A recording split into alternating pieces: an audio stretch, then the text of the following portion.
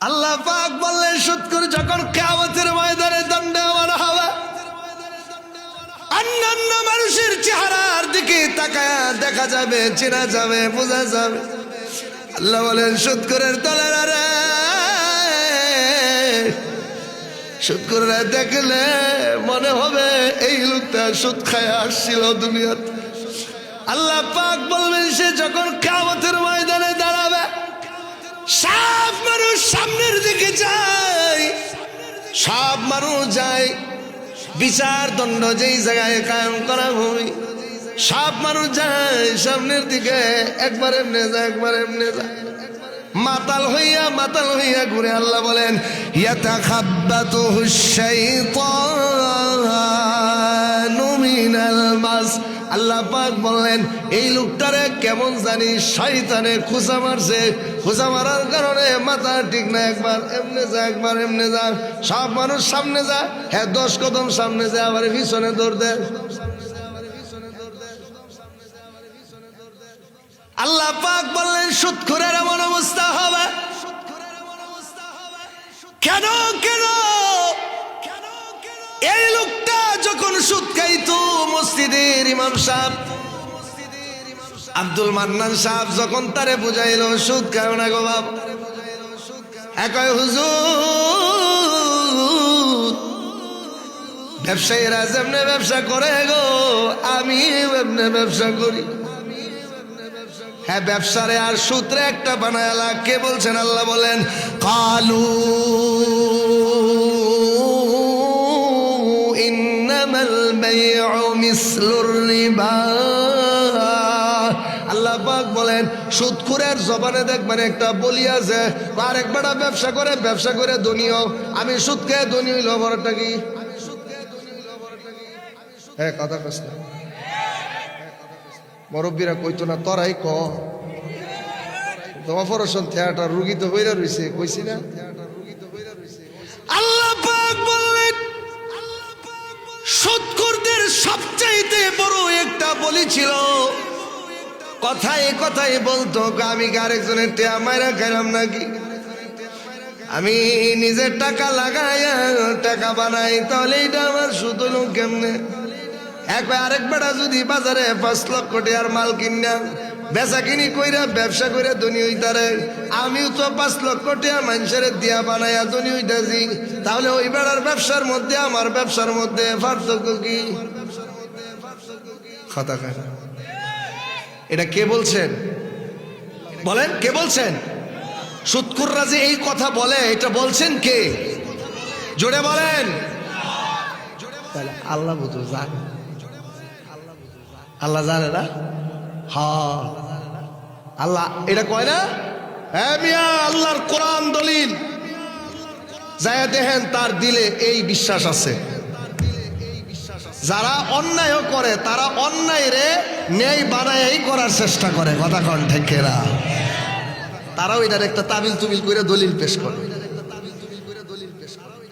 যায়া বললেন দেখবেন তারা আপনারে সুন্দর করে এই উত্তরটাই দিব, হুজুর আমরাও তো টেয়া খাড়াই, হে বেটা যদি ব্যবসা করে সাইডে টেয়া বানাই তারে, আমি 5 লক্ষ টাকা সুদ খাইয়া যদি বানাই তাহলে অপরাধটা কি? কথা কন। কিন্তু বাজান এটা কিন্তু হেই ব্যবসা না, এটা সুদের ব্যবসা। ব্যবসা দুইটা, একটা হালাল আর একটা কি? একটা হালাল আর একটা হারাম। কামাই দুই ধরনের, একটা হালাল কামাই আর একটা হারাম কামাই।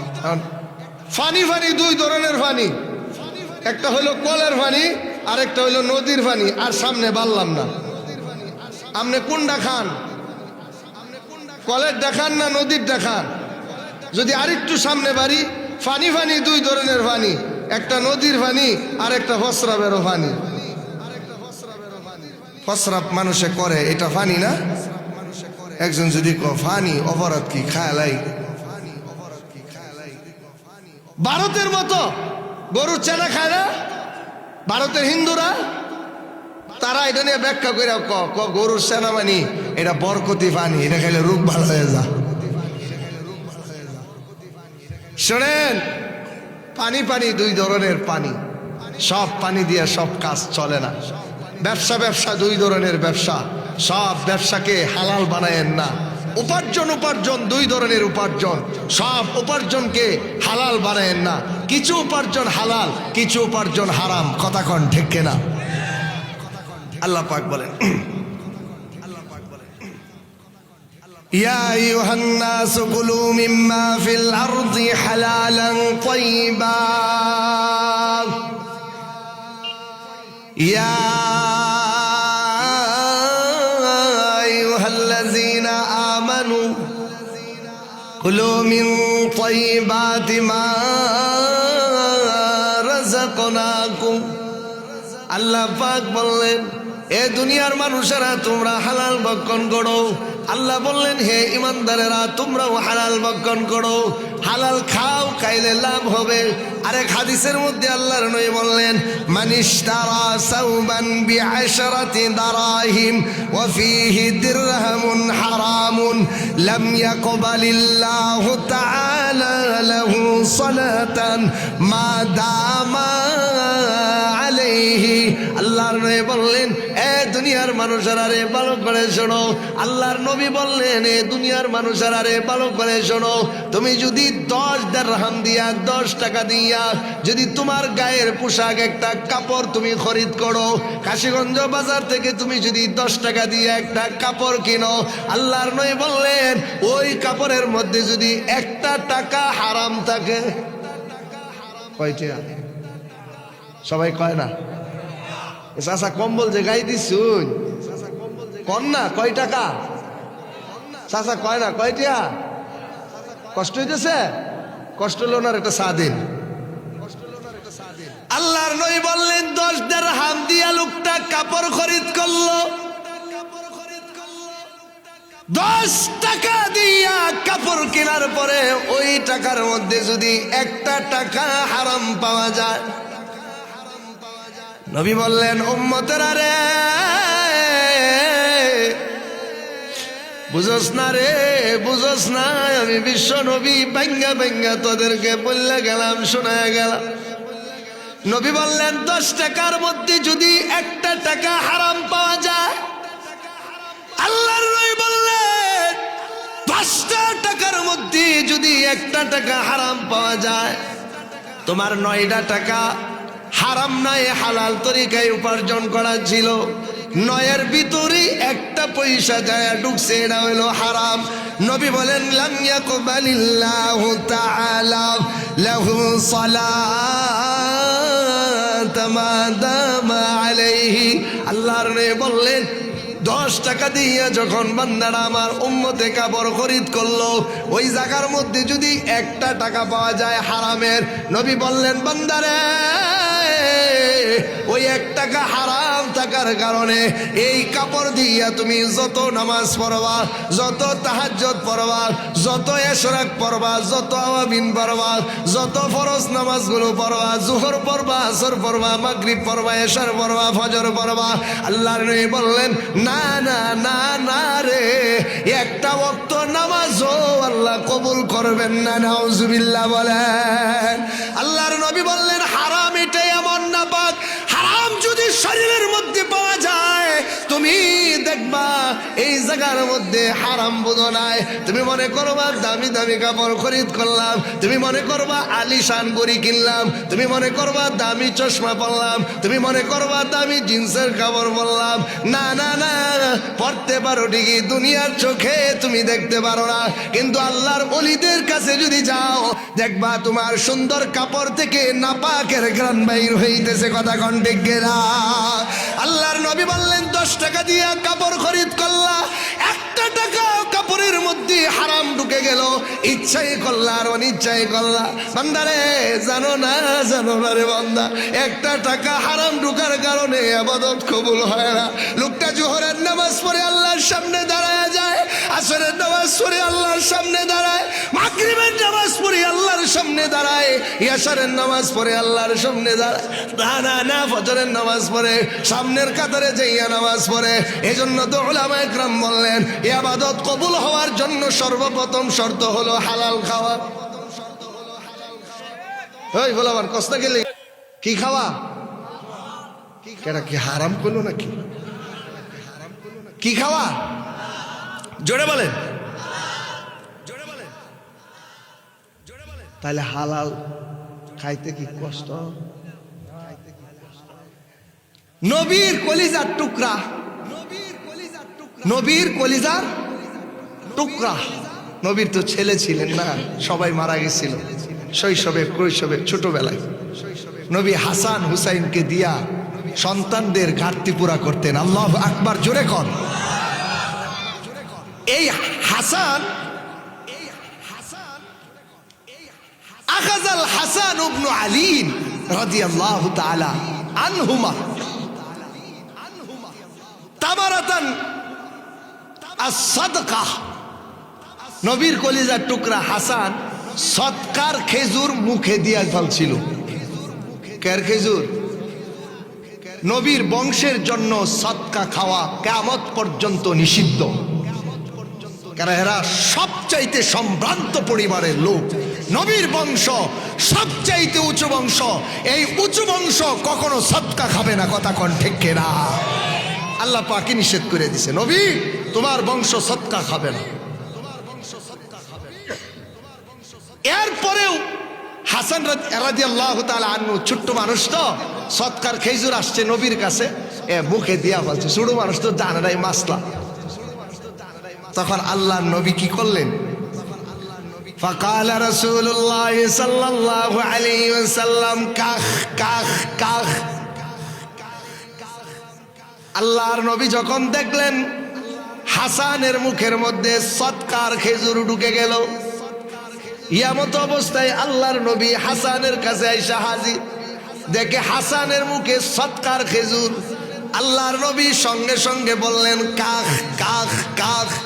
কাখ কাখ মানে আমাদের দেশে গাঁও গ্রামে কয় না থু থু, কি কয়? থু থু। আপনার এলাকাত কয় না? ফুলাবানে যদি মুখের মধ্যে একটা ছাগলের এই লেদা দিয়া দে অথবা একটা মাড়ি দিয়া দে, মা দৌড় দেয়, কয় না বাবু থু থু থু, ফালা ফালা কয় না? আমাদের এদিকে কয়।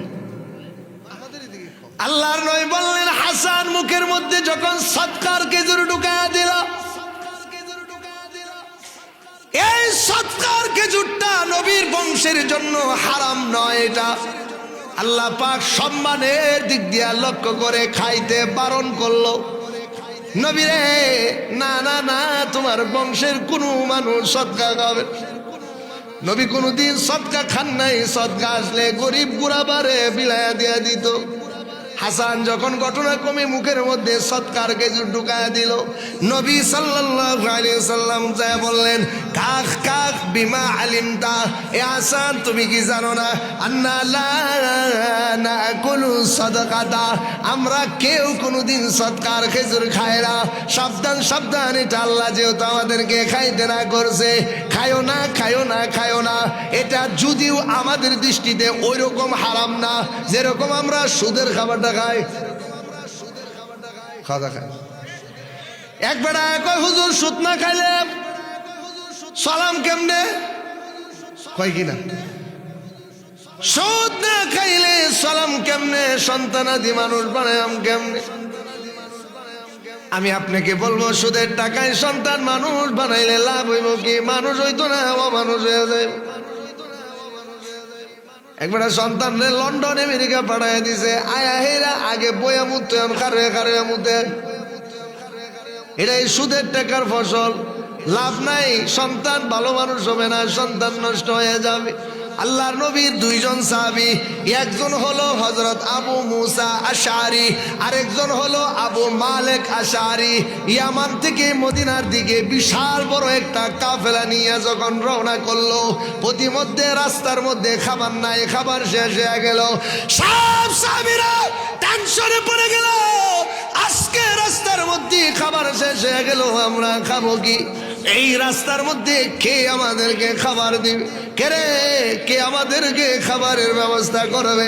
আবু মুসা আশআরী, আবু মালিক আশআরী, দুইজন সাহাবী একজন প্রতিনিধি পাঠাইলো, যাও যাও নবীর কাছে যাও, নবীর যায় বলো হুজুর আমরা আপনার সাহাবীদের একটা বিশাল বড় জামাত ইয়ামান থেকে মদিনার দিকে আমরা রওনা করলাম, হুজুর গো আমাদের খাবার নাই, আপনি খাবারের ব্যবস্থা করে দেন। কিতাবের মধ্যে লেখে ওই সাহাবী নবীর কাছে আসছেন মদিনায়। মদিনায় যখন আল্লাহর নবীর কাছে আসলেন, আয়েশা দেখে আমার নবী নামাজের মধ্যে কোরআন তিলাওয়াত করে, নবী নামাজের মধ্যে পড়ে ওয়ামা মিন দাব্বাতিন ফিল আরদি ইল্লা আলাল্লাহি রিজকুহা। ওই সাহাবী ঘরের মধ্যে ঢুকে নাই, বাহির থেকে নবীর তিলাওয়াতের আওয়াজ শুনতেছে। আর সাহাবায়ে কেরাম তো আরবি মেন ছিল, যে আরবি পড়তো তারা অর্থ বুঝতো। আল্লাহর নবীর সাহাবী বাহির থেকে তিলাওয়াত শুনলেন, বিশ্ব নবী নামাজের মধ্যে দাঁড়াইয়া এই আয়াতে কারিমা তিলাওয়াত করলেন, মা মিন দাব্বাতিন ফিল আরদি ইল্লা আলাল্লাহি রিজকুহা।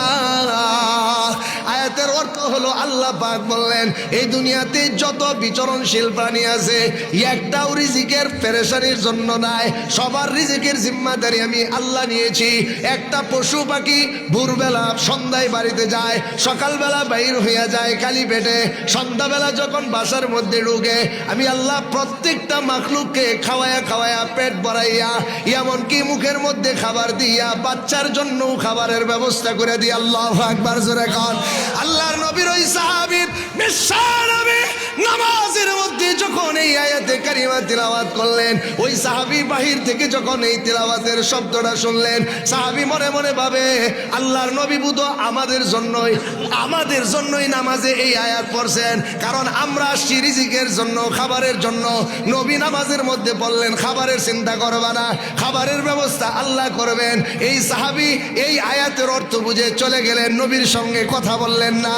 এরপরে যাইয়া আবু মুসা আশারি, আবু মালিক আশারি দুইজন সাহাবীকে ডাক দিয়া বললেন, আমির গো, নেতা গো, খাবার আনতে গেছিলাম, নবী বললা দিছেন খাবারের ব্যবস্থা করবেন আল্লাহ।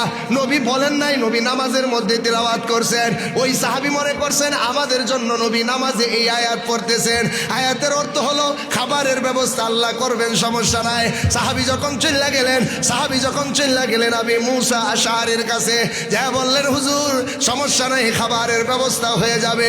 তখন জামাতের সব সাথীরা খাবার জন্য অপেক্ষমান। হঠাৎ করে এক খাঞ্চা মানে বড় এক খাসা, বড় এক ডুলি, বড় এক পাত্র দিয়া সাহাবীদের জন্য খাবারের ব্যবস্থা হয়ে গেল। সমস্ত সাহাবীরা চিন্তায় পড়ে গেল, আল্লাহর নবী এত সুন্দর খাবার পাঠিয়ে দিলেন, সব সাহাবীরা খাবারকে ভাগ বাটোয়ারা করে খাওয়া শুরু করে দিল। এমন খাবার দুনিয়াতে কেউ খায় নাই, এমন সুন্দর খাবার দুনিয়াতে কেউ পরিবেশন করতে পারে নাই, এমন খাবার আমাদের বেডানেও রান্তাতো না। মশলা দিতে দিতে এমন দে 1 কেজি তেল একদিনও যায় না, এরপরেও খাবার মজা হয় না। কথা কয় না, মজা হইব কি বেডানগর মনই বালা না। কথা কয় ঠিকই না? আগের যুগের মা বোনেরাও অল্প তেল দিয়ে অল্প মশলা দিয়ে খাবার পাকাইছে, খাওয়ার পরে মনে মনে আরো কইছে যদি আর একটু বাড়ায় খাইতাম। এখন আর বেদানে খাবার পাকাইতে পারতো না। সব সাহাবীরা যখন বন্ড কইরা খাবারটা তৃপ্তি সহকারে খায়, আল্লাহ পাকের শুকর আদায় করলো, মালিক খাওয়াইলা। খাবারের পরে খাঞ্চার মধ্যে অতিরিক্ত যত খাবারগুলো বাড়লো, সাহাবীরা চিন্তা করলো নবী যেহেতু দয়া করে আমাদের প্রতি মহব্বত করে এত খাবার পাঠাইলো, খাবার নষ্ট না করে এই খাবারগুলো আমরা নবীর কাছে নিয়ে পৌঁছায় দিব। জামাত সহকারে সব খাবারগুলো নিয়ে নবীর কাছে আসলো। আচ্ছা কয় হুজুর যে খাবার আপনি পাঠাইছেন এই খাবার আমরা খায়া শেষ করতে পারি না। হুজুর গো অনেক খাবার বাড়ছে।